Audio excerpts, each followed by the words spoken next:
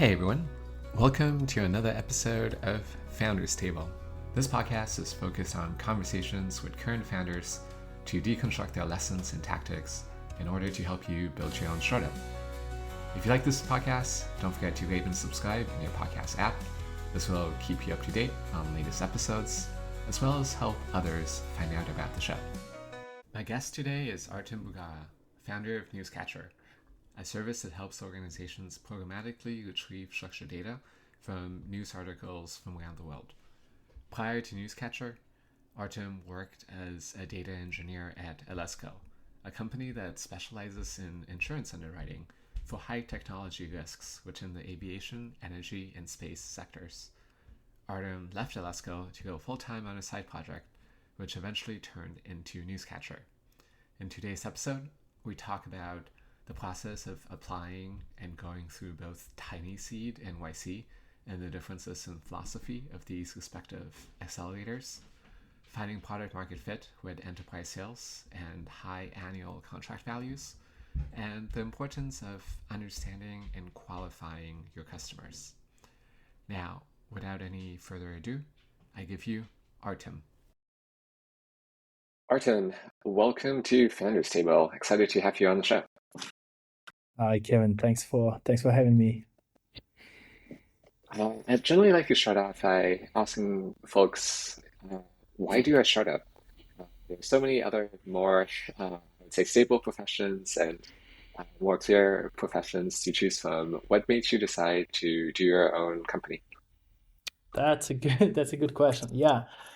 Before NewsCatcher, I had only one real job, which was like a data scientist slash data engineer at an insurtech company in Dubai, actually.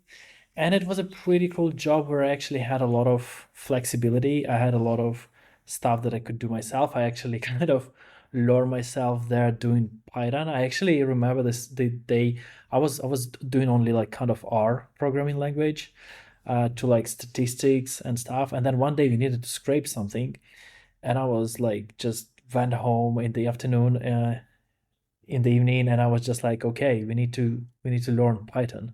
And I kind of like once I had a goal, I think I like wrote my first like scraper, like web scraper in like one afternoon. Like I knew Python shouldn't be like difficult, and and since then I think I never never came back to R.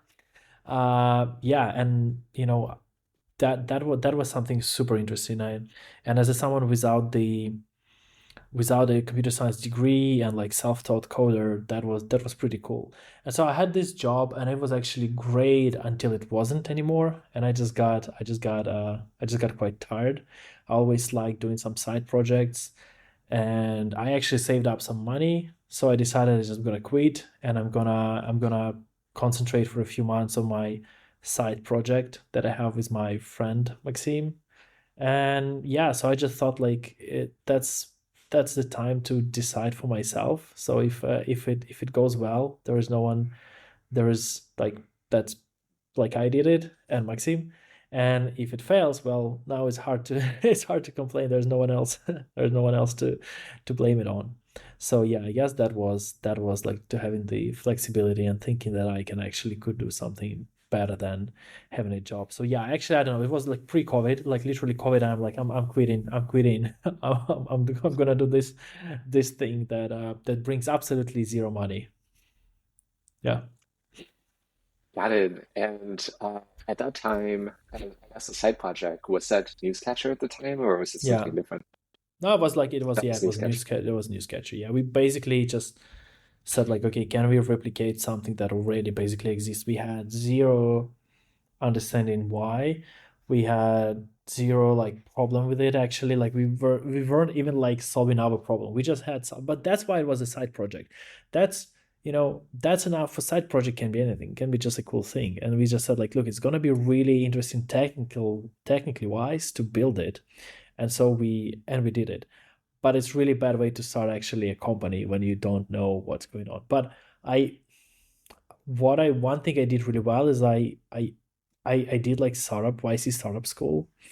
And one thing where I'm really proud of myself is that I said like, look, probably Dalton and Michael know better than I do. And probably if some stuff like you don't agree, it's probably because I don't understand something, not because Michael or Dalton don't understand. So I just said like, look, I just gonna listen what like YC says, and they probably know better. And I think and I still like think it is true. So we focused only on what matters. We launched early. We just said like, look, we're gonna take 2 months to build the MVP. We're gonna launch it. We I still like NewsCatcher as a name. I spent like 5 minutes thinking about it. Our like logo is literally I went to first time in my life and the last one I downloaded Figma, wrote NewsCatcher in robotic, I don't know, like some font, downloaded it, done, logo done.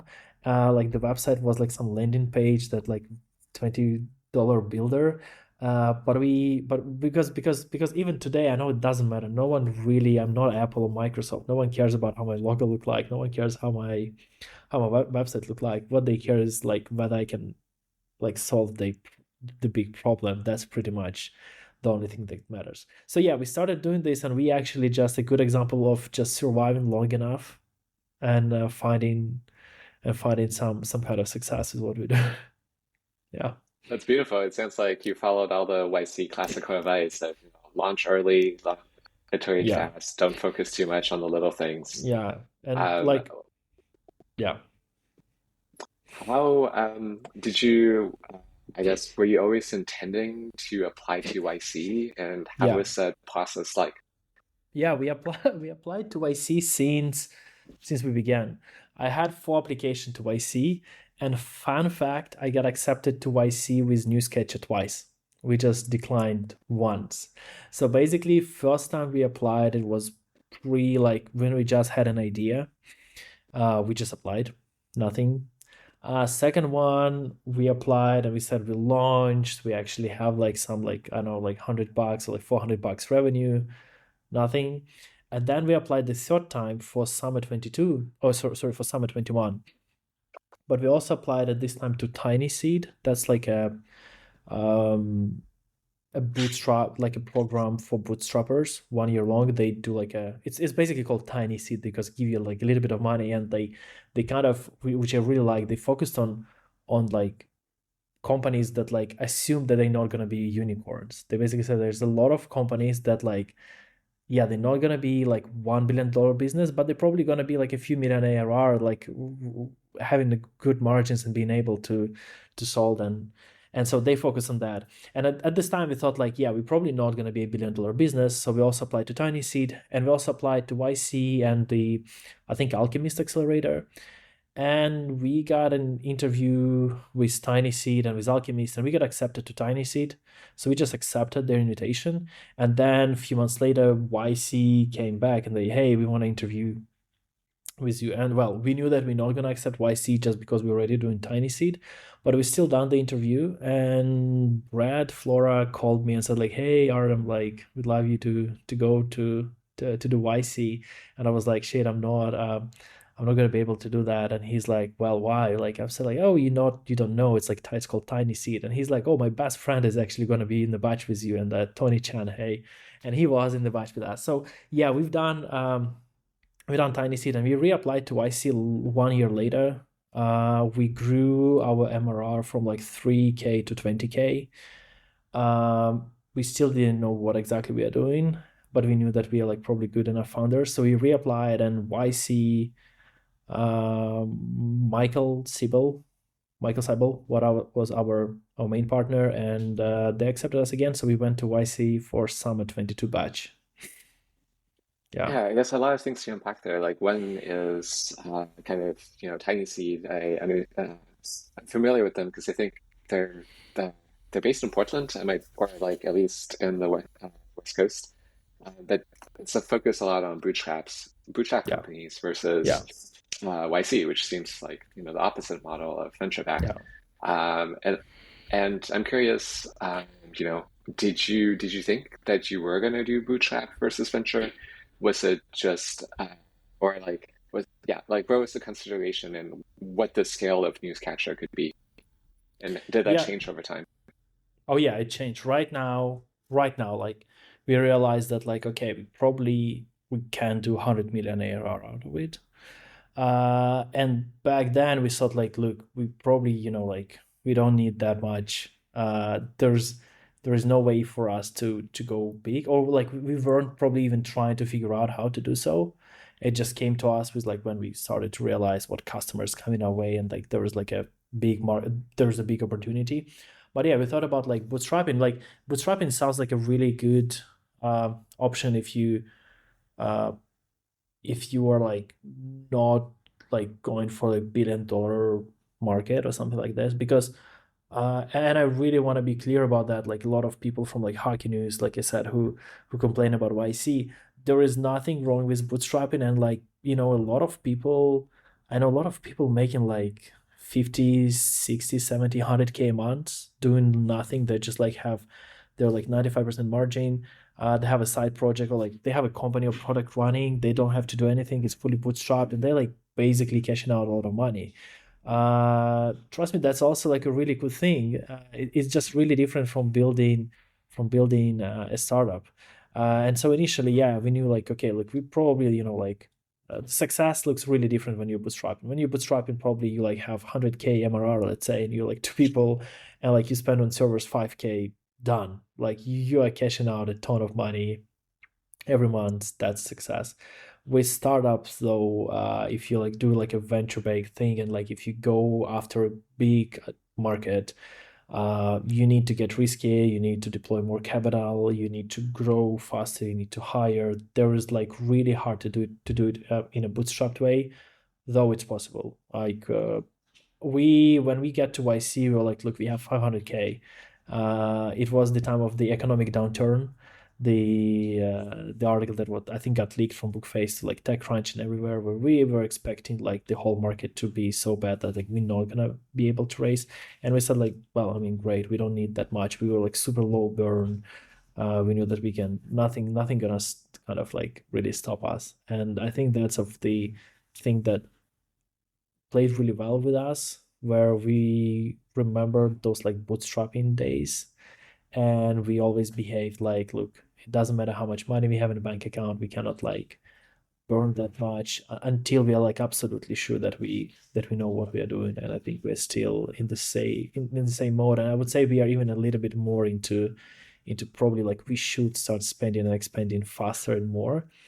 But as YC says, getting like a lot of companies die of because of the overhire, and almost no company die because they underhire, because they like not hiring the right person at the right time. Usually like overhiring people early on, when you don't know what the hell you're doing, that's like a way to kill the productivity, because like how to slow down the project is like to add more people into it. And that's absolutely true. Oh Yeah. yeah, absolutely agree. The mystical man month, I think during my dad show was also one of the advice was just like be in cockroach mode until you know you're gonna make Yeah. it. Like just Yeah. at the end of the day, like a startup um main like you have a chance if you show around, if you can survive. The only time when Yeah. it really fails is if it dies. Yeah. Um we've been talking a little bit around it, but I want to give you a chance to tell folks like what is NewsCatcher? What do you guys make? What problem do you solve? Sure. So I don't actually have a good elevator pitch prepared or stuff. I usually improvise every time. But long story short, what we do is we aggregate online published articles from the web, over like 1 million news articles every day. We unify, structure, index them, and then we basically have like a news API, like a way for developers, for data scientists um, to find news articles that probably they need to put in front of their analyst or in front of their like risk manager or something like that. And our kind of secret twist is that the problem with this approach is not usually like the data itself, is usually the kind of integration, and the fact that it's so hard to turn like those even structured news articles into like internal system where, let's say, risk analysts that check for anti-money laundering or KYC, like like creating those connectors is what I think sets us apart. And that's where we realize that like basically the most underserved category is the category with the most money, is the biggest problem, the enterprises. They kind of they need someone to like basically do like a deep integration into their system to make sure that it works perfectly, because otherwise it's like too much kind of noise and like too much stuff that can go wrong. And so we do a little bit of like, I would say, the Palantir way. We basically say like, look, we have our data. It's like you're still paying like subscription to get access to this data that you need, but we have a lot of modules, I would say, like the natural language processing, like AI modules, to make sure that like your like the data that you have can connect your data points can connect with the data that we collect. And I think that's what like is a big changer. We don't do like consulting, we just do like a really really really well done like onboarding and integration.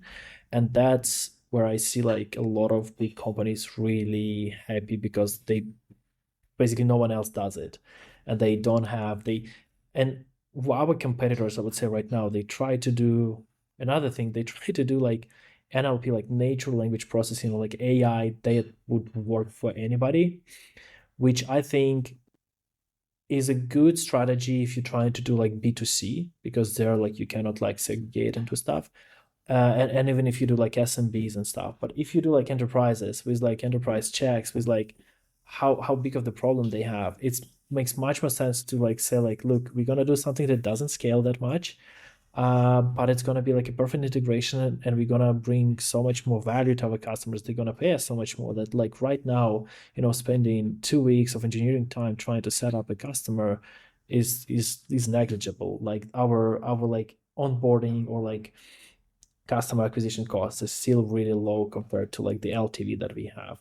And so instead of saying like, look, we have all this like NLP, we have all the filters, we have all the data already, like processed, and you can use it, it still doesn't work. And we just say like, look, we don't have any of it, but if you tell us exactly what you need, we'll be able to say like whether we can do this or not. And we just, and we take a really open approach. And actually, like every time we have it, I'm talking to a customer and saying like, look, I'm going to actually explain you exactly how we do that, because I don't think there's like any magic. Everyone has access to large language models, everyone has access to it, like everyone knows how to do this. I feel like it's really stupid to pretend like, oh, we are so good. Like, no, we like take Mistral 7B and we fine tune it.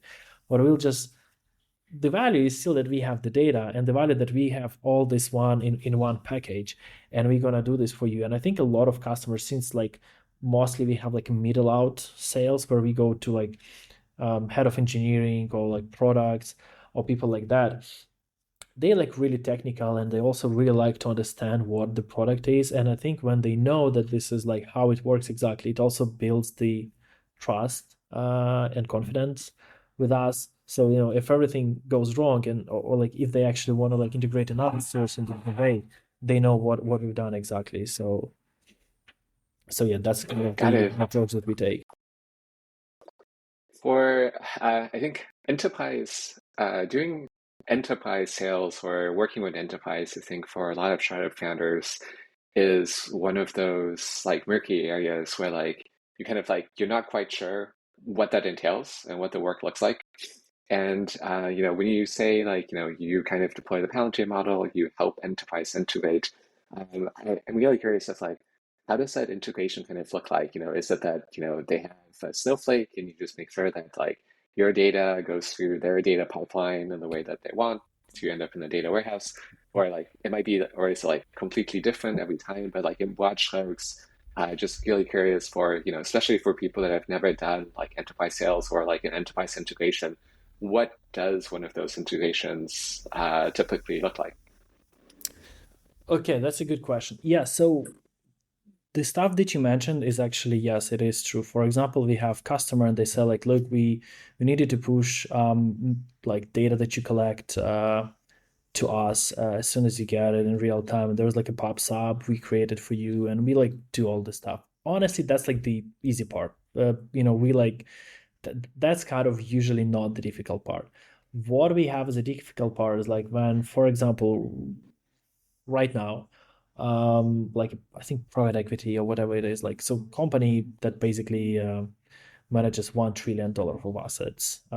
They come to us, let's say, and they say, look, we have all those companies that we invested in, or like in our portfolio, and we need to like keep track on them, like to know the most important stuff that happens. Right now we don't kind of have this.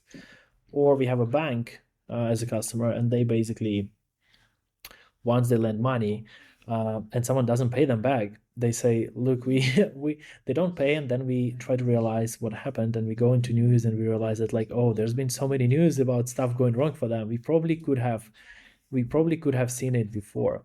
And the problem that they have is basically what information they have about the companies, because usually what everyone thinks is like company news is like news about Apple or Microsoft or something like this. But in reality, most of the businesses, they don't work with Apple or Microsoft. I mean, they do, but the majority of their like customers are like private companies. For example, let's say Apollo. I think there were like 4 different companies called Apollo within YC only.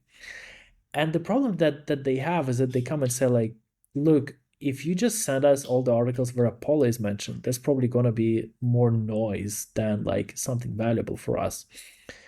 And what we do, and they go to our like competitors, and they say like, we have it, just tell us like, we have entity recognition, like give us Apollo, we're gonna find you the news articles.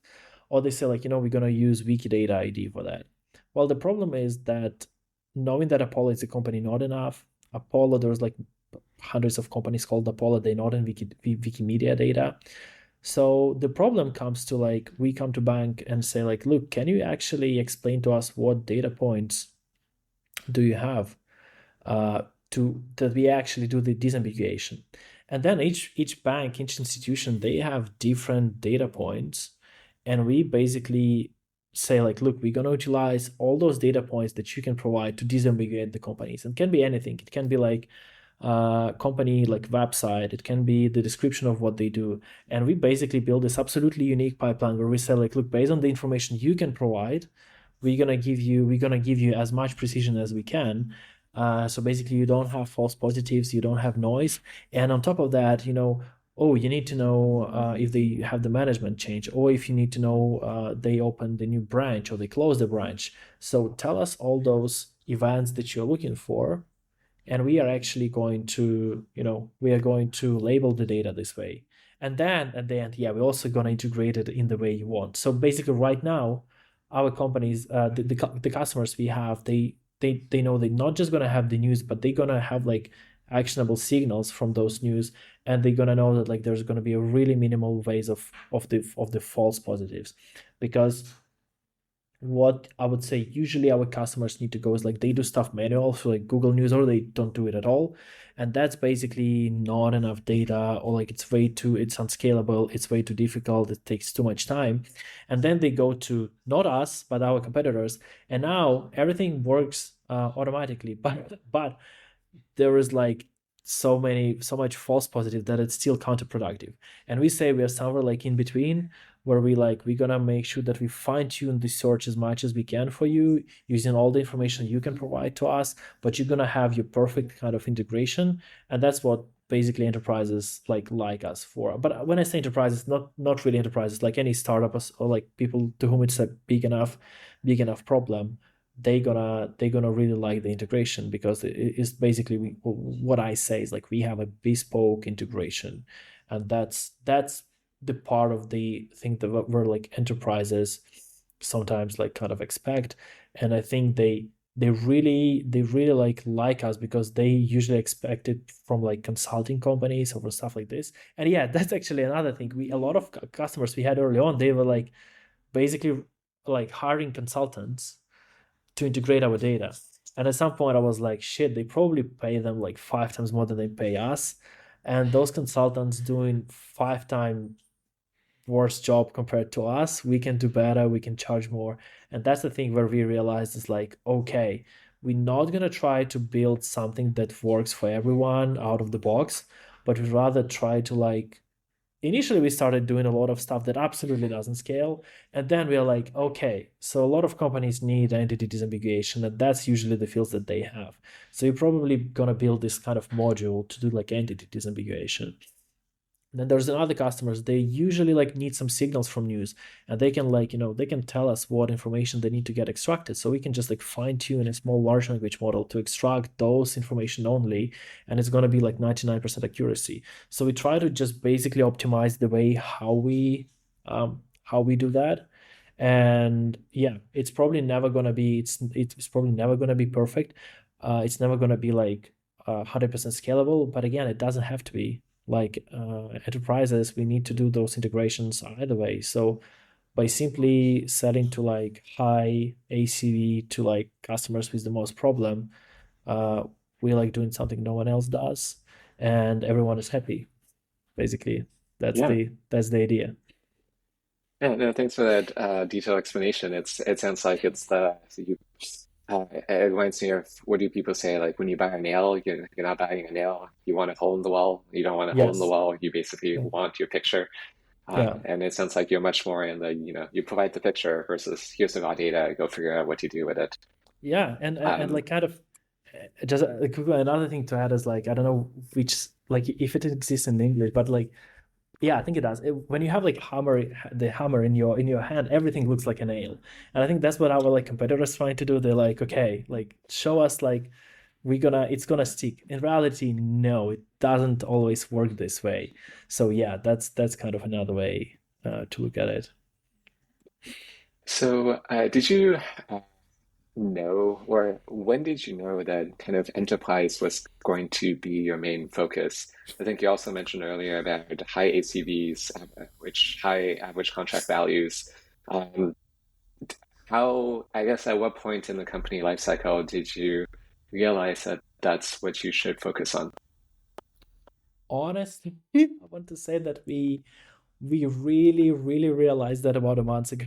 About a month ago. But first time we did it was like 2 years ago when we had our very first call with Michael.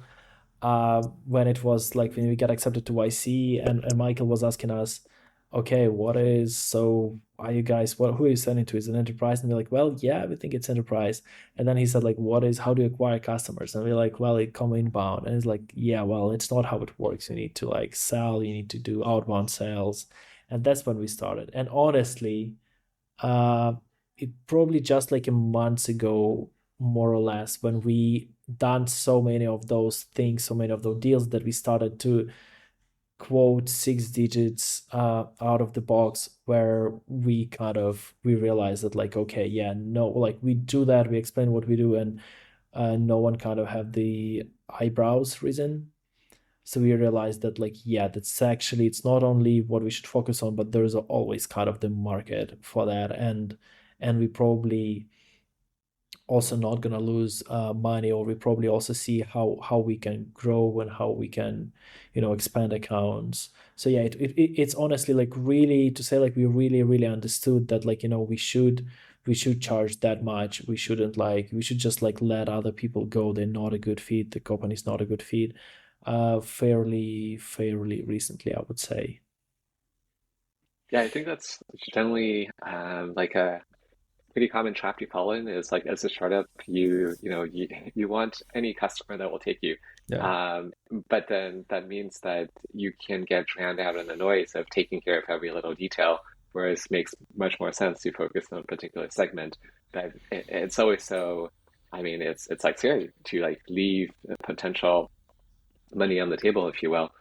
I guess going after like enterprise or high CV, what were either, I guess, like unexpected or particularly challenging uh, aspects of it, and like what is and similar, and on the flip side, like what do you think um, like what you gained from it? What are the unexpected benefits from that? Yeah. So so it's not unexpected, but one of the benefit of like, so one of the benefit of doing kind of like enterprise, let's say enterprises like high ACV sales, is that it sounds to me like the best possible way to start a startup. I know a lot of people are scared of enterprise sales, me too still. But the only kind of honestly, the only like big advantage you have as an early startup, as a let's say someone who gone to YC, is that you're like a super smart person usually, and you can afford to do stuff that doesn't scale. You can actually do all this customer service, and that's what YC says. Like, look, you need to like absolutely nail it, because I know, big companies, they just can't afford it. That's like just way too expensive. They just can't throw as smart people for like the same amount of money, let's say. And um, and so providing this really, really great service is makes the most sense when you are like selling something for 100K, not when you're selling something for $100. And just to clarify, if you're starting something and you're still charging $100, you still need to do the same. But it's just so much, it's so much easier if you do exactly the same thing doing this for 100K. And I think that's the thing we actually done. We started NewsCatcher at like something that was, the price tag was like $29 a month. Right now is like 10K. And to be fairly honest with you, obviously product got much better, but like the care we do is like the same. And we just realized that, like, look, it's probably something that like this type of care should go with like a high ticket. And there was like a lot of customers, and like the biggest kind of people with the biggest problems, they actually need that. And sometimes there are some products, but those products can do this onboarding, and you can. That's how you can win the market. That's how you can really have great relationships with a lot of people. And it's actually honestly not as scary as it sounds. You need to get ready for some like onboarding, for some like questions, for like SOC 2 type 2 or stuff like that. But that's honestly, that's fine. Once the enterprise customer really wants you, usually none of those are really the problem. You can figure this out. Like, your internal champion on the other side is gonna like make sure that like you pass and you get onboarded. And sometimes these biggest companies, onboarding is literally just clicking I accept. Like when you sign up to like some kind of product, they just like, what, you like, we are a FANG company. You like, we're not gonna discuss. You either accept those terms or like or not. So it makes it really easy. You just have to accept whatever terms they provide to you. So yeah, I think. Yeah, I think some of the things you said definitely resonate. Like one is for founders, like I find, myself included, like you always price your product lower than it should Yeah, be because you yeah, just want to get it out there. You want people to use it. And the second thing is you're putting in the same amount of effort, and because you want to deliver like a five-star experience to your customers. yeah, And it's a lot more sustainable if you charge a really big number versus a really small number, yeah, and that the amount of work you're putting in, it's equivalent to both. And so why not go for the big number? Or anyways, like going for the big number is also like definitely um, viable path to take.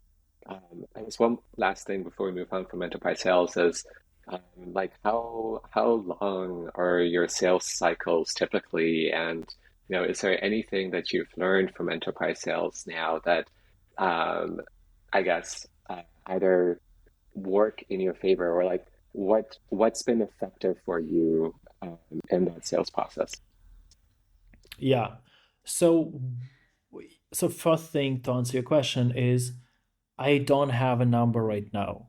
And I want to say it's like 60, I want to say it's 60 days, but I would usually probably need to count not the average, but the median one, because I have one customer for like 6 digits being in my pipeline already for like, I think 6 or 7 months, and it's probably going to close.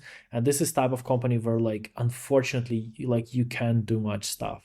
I mean, sometimes you just can't. And I think it's sometimes um it's really important to like distinguish the two cases, one where you actually like change something, move it faster, and another one where like doesn't matter, like it's a big company, that's how they operate, there's absolutely nothing you can do. So I think a lot of founders ask like, how can you speed up enterprise sales?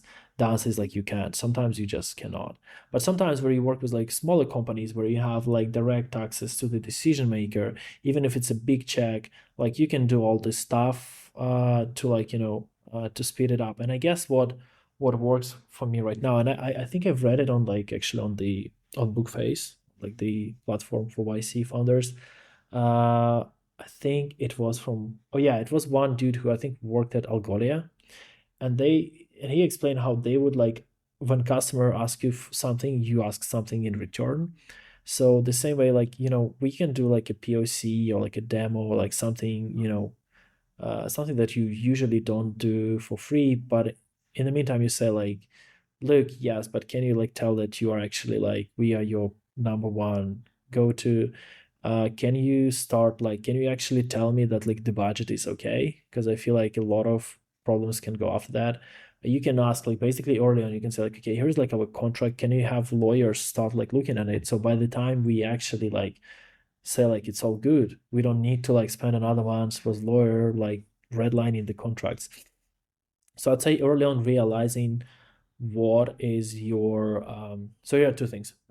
You need to understand how the sales motion will go on the customer side, and usually people just tell you that. You can just ask like, okay, tell me, well, like, how do you typically buy the software, and the person gonna say like, okay, look, my boss need to accept it, then the boss of my boss, then the board of the bosses, then the VP, and then the CEO, and you're like, okay, well, that's that's nice. But sometimes they're gonna tell you exactly the name of people who can do sign off, and that just gives you like a really good understanding who you need to like, who you actually need to convince, and how you can empower your internal champion. And the second, what did I want to say as a second thing? Um, there was something else in my mind. Yes, okay. So you need to know how exactly they buy.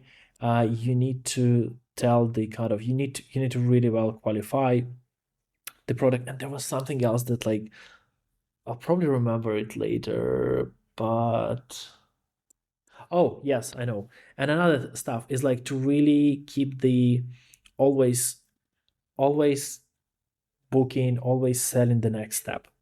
So if you're on intro call and like you really, really, really need to make sure that like you get your next call booked, or you have like a Slack connect that you keep like in basically like, because like people usually like, I also like, I have so much stuff my day, and people in big companies can have much more, so they're gonna forget about it. But if there's something in the calendar, it works much better. So always knowing what the next step is, how exactly you're gonna move it, that's, you shouldn't be really scared to do so, because I feel like it's much easier to say like, oh yeah guys, it's great, and the person's gonna say like, yeah, you know what, like let us test it out and we're gonna write to you.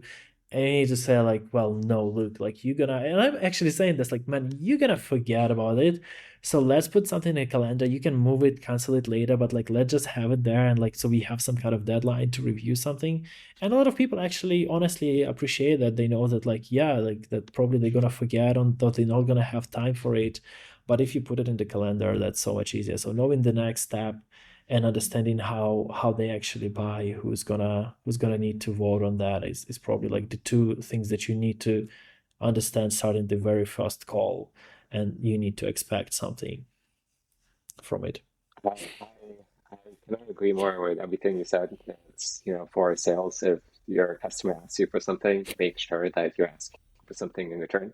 Yeah. Ideally, something that gives them more stake or at least more buy-in into what you're doing. Sounds like also figuring out, what are the understanding what buying criteria are, so you kind of have an idea of what the map to success looks like. And then I think the last thing, I think it's not just enterprise sales, but just in general, like for sales, like always come into the meeting with knowing what you want the next step to be. Like if you come into a meeting not knowing what the next step is, then that's Yeah. probably not a good meeting. Um, and and definitely like booking the next meeting during the current meeting, 100%. I worked with a sales guy who like sometimes he would ask people for like their WhatsApp number or something else, Yeah. Oh yeah, to yeah. just like make sure you keep moving forward and you have a way of getting to the next stage. Absolutely. That's honestly, that's the right. If you see there's a good connection, I would obviously ask for WhatsApp or something, and you could just like, you could just probably just say like, look, I'm not gonna spam you unless unless we agreed on something. And sometimes uh, you're like the corporate mailbox, I see it all the time. They can just like block your domain for whatever reason, even if before it was fine.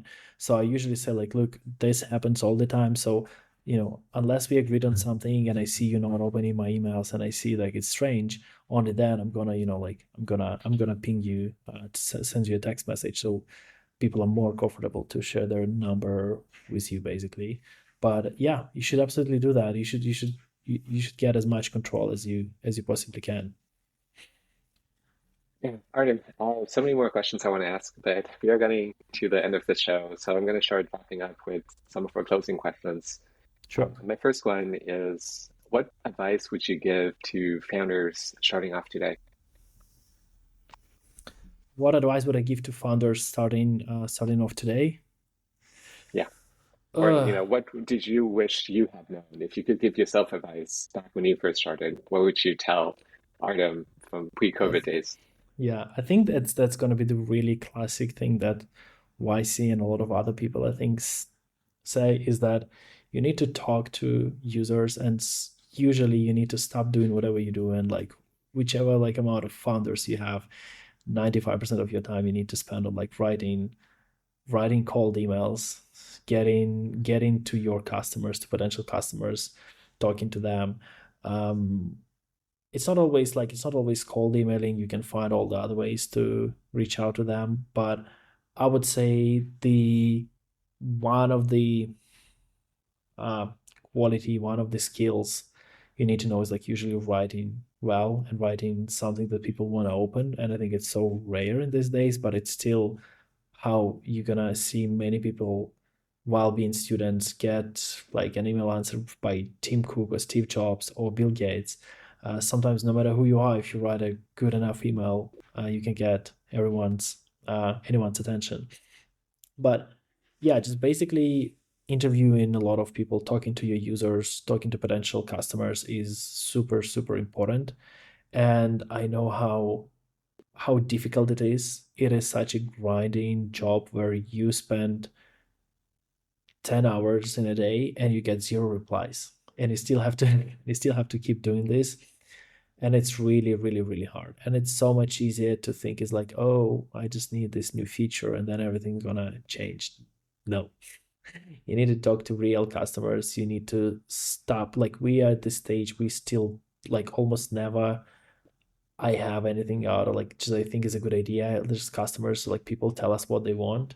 So you should 100% base everything that you do based on what people tell you. And then there is another way is like when you talk to someone, you should really understand. I would really recommend the mom test book, and you should really understand who to listen to. And usually the really, really, really easy way to understand who to listen to is like to ask people to pay you. Surprisingly, a lot of people who actually need what you're like selling them, what you're trying to sell them, gonna be able to like honestly like pay you something even if you don't have anything. Even if you just say like, look, pay me and I'm gonna build it. And if people pay you for something they asked, then they probably really want it. But if they say like, yeah, you know what, like no, well then maybe they don't need it. Maybe they don't need it that much.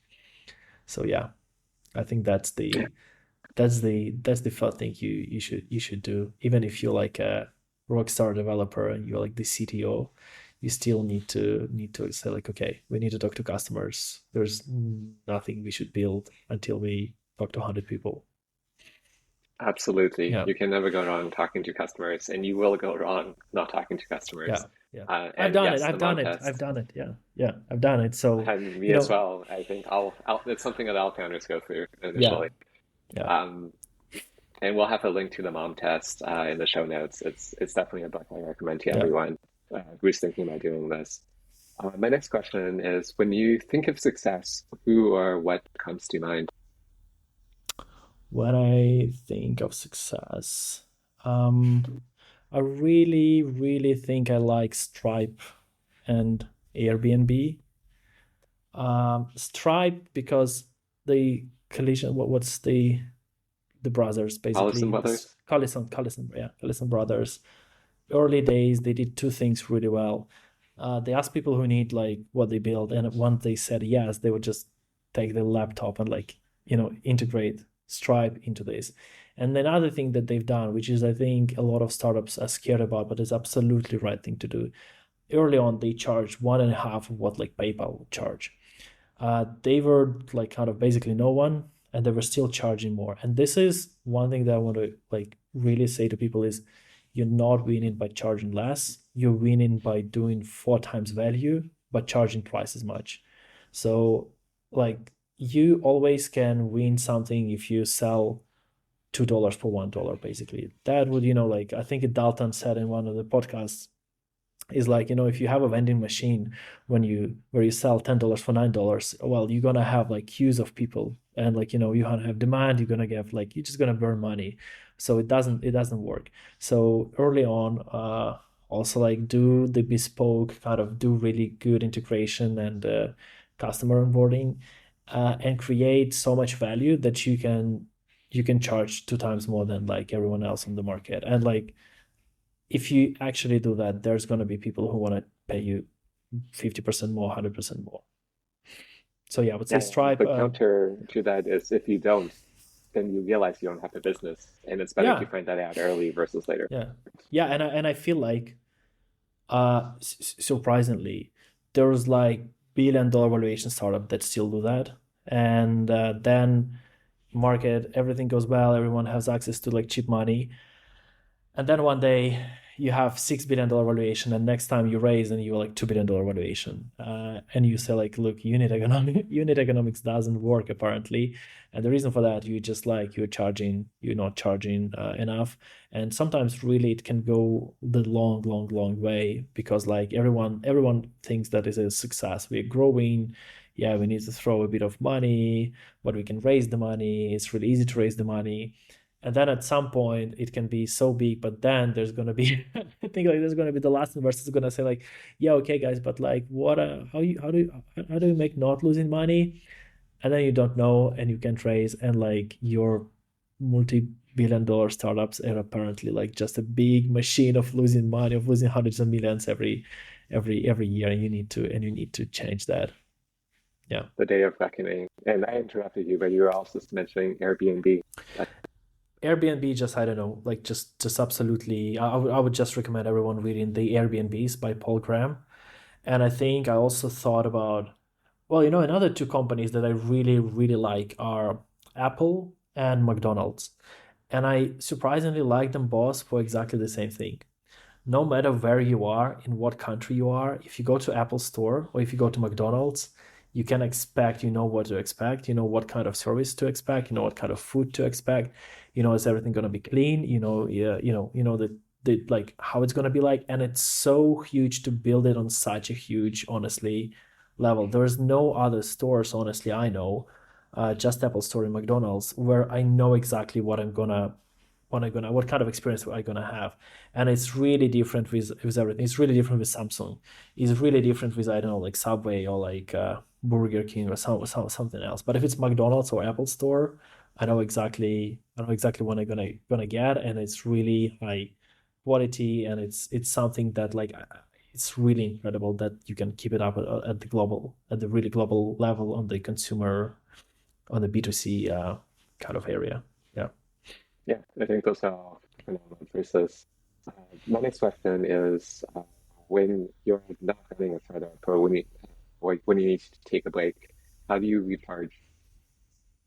How do I recharge? Gosh, right now, well, I spend time with my wife. I spend time with my dog as well.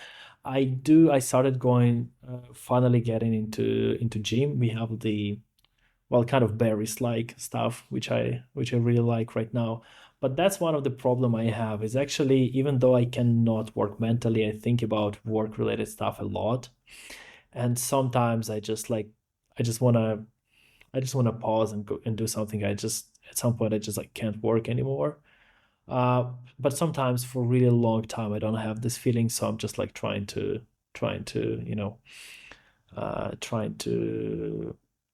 just work as much as I can. And but saying about working as much as I can, my wife is like doesn't let me work after certain hour. She actually, and I really like think she's doing a great job, because she's saying like, first of all, you need to be productive. Second of all, you cannot work all this time, and this also like helps me. I have some days, like today is a Tuesday, so that's why it's like 6 p.m. and we still talk, because like Tuesday I work long hours because I have a PST customers in PST, or I need to do some meetings. But yeah, I just try not to overwork that much, because you cannot do this like years. You can do this while you're in YC. You can do this like a few months after that. You can do it maybe for a year, maybe for two, but you can't like constantly living in this like a lot of work kind of mode. Yeah. Startups are a marathon, and you need to be in it for the long run. And I love the Yeah. idea of like your spouse being your forcing function to stop doing Yeah. work. Yeah. Yeah. Something similar happens on my end as well. Yeah. Right. Second last question. Are there any recent small investments in time or money within the last year that have made an outsized impact on your quality of life? Oh gosh, small investments. There probably are. You mean like work related? It can be work related or it can be personal, just anything that, for a relatively minor investment, it's made a noticeable change. I think I just relatively, I think writing. So we just like, just writing more stuff and preparing for meetings. I don't do that much, but like writing, and have everything in writing. And we started like as a company trying to right now to like, we are 20 people, and we say like, okay, we need to understand where our development, where engineers work, and we start to like do the tickets. It's like small changes, but they just give you so much information. On the personal side, honestly, I bought myself like the iPhone Max, like Pro, like the big screen one, and it's honestly really, really helpful. I do a lot of work on my phone, and when your phone screen is bigger, and like the battery is good. It actually have enough battery for the whole day. It honestly really, really helps me. Yeah. But yeah, I'm still Sometimes size super, does matter. yeah. Yes, yes, indeed, indeed. So yeah, but All right. I probably have a better answer, but it just doesn't pop up in my head right now. I think those are perfectly fine. And my very last question, ask an offer. Is there anything you would like to request or anything you would like to offer my audience? Good question. So we're always hiring, and especially I think we are always, so we are a remote company. We still kind of can't really afford time zone wise to hire someone in the US, but maybe a bit later we can. But if you are looking to join a good team where you have a ton of responsibility, which comes with a ton of autonomy, come to us, write to me. We're always looking for engineers. We just hiring our first account executives, customer support, customer success. So we are really, really open, and probably we're gonna hire our first data scientist who knows really well LLMs and NLP, I would say, as a field. And other stuff. Oh yeah, we are super expensive, but we have free access for researchers. And actually, if you go to newscatcherapi.com/free news API, you're gonna go scroll down, and you're gonna see like a lot of research papers from Berkeley, MIT, Texas, I don't know, like a lot of universities that done something with us. And we also help a lot of non-profit organizations, NGOs. So if you're like a researcher and you need access, you want to like analyze news articles, or you're like an NGO, feel free to come to us. We actually give you access for free, as long as you do research, or help uh, help someone with it. So we have like quite a lot of, and it actually started to pay. It actually started to pay back. We recently, some guys from Berkeley did like a study of like using news and LLM to predict stuff. And I have a bunch of like financial customers who come and say like, oh, we've read this like paper, and we like need this data. It's cool, something I wouldn't expect, but yeah. So we have a free Nice. access That's for positive researchers. karma there. Yeah, yeah, Yeah, we'll include a link to the job postings as well as a free news catcher in the show notes as well, so people can check them out. sure. Yeah. Um, and meanwhile, thank you so much for talking to me today. I've learned a lot and I've enjoyed our conversation. You're welcome. Thanks, and so, thanks a lot for inviting me. Hey, just one more thing before you go. Thanks for listening to this episode of Founders Table. If you like the show, please subscribe in Apple Podcasts, Spotify, or wherever you get your podcasts. Also consider giving us a rating, as it helps others find the podcast. You can find all episodes as well as more information about the show at founderstable.co. Until next time, stay hungry.